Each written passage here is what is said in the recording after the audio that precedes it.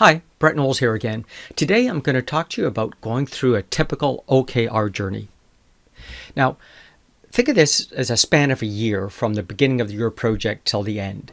And the chart shows it as Q1 on the left, but that could be Q2, Q3, the middle of Q4. You can start this journey at any point in time because strategy is a continuous process.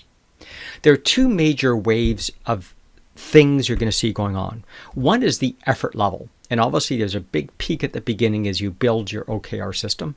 And second is the benefits. And the benefits accrue over time as you begin building and using the OKR system. So within these two waves, we see there to be three phases of activity.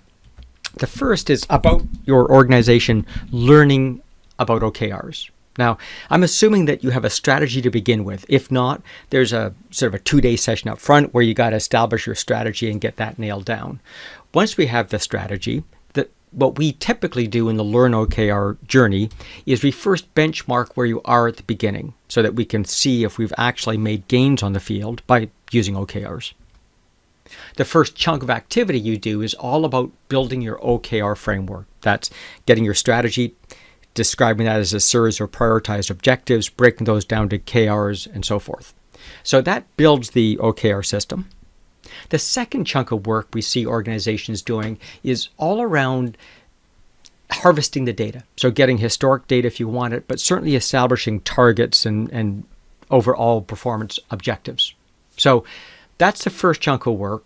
Takes a lot of time. There are some benefits. The benefits are beginning to get clarity on what your strategy is, helping people get aligned to it, cascading it down, and being crisp on exactly what every department and team needs to work on, and so forth. So some benefits, but of course, the big benefits don't happen until you start actually using the tool.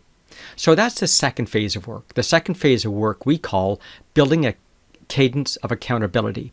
This is about getting everyone into ongoing, so frequent, less formal performance conversations, taking the risk out of it. And that happens to take between 6 and 9 months in your team, just depending on how fast your team grows and the current culture.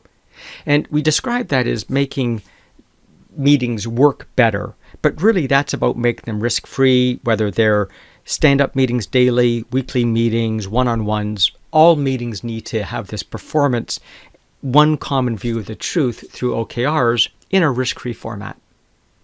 Once you've accomplished that and you begin running those meetings on your own, you are beginning the journey of institutionalizing these performance habits. And this is about shifting the culture and values inside your organization. You're in self-sustaining mode, but there's still benefits to be had through those conversations. Now, at some point in time in the future, we typically take a second survey. So now we can see where we were from the beginning to where this journey has taken us so that we can all appreciate the value of what we've gone through. So that's the typical OKR journey. Now, it's important to note that OKRs are part of what you're accountable for as a leadership team. So this is an image of basically all the chunks of work that leadership teams are responsible for. And you can see OKRs are down the bottom here. But to get to OKRs, we have to, of course, understand our strategy, understand how our process is linked to enable that strategy, identify those key results, and then finally we can do the OKR work. If you'd like to know more about this journey, either give us a ring or follow any of the links on the page. Thanks for your time.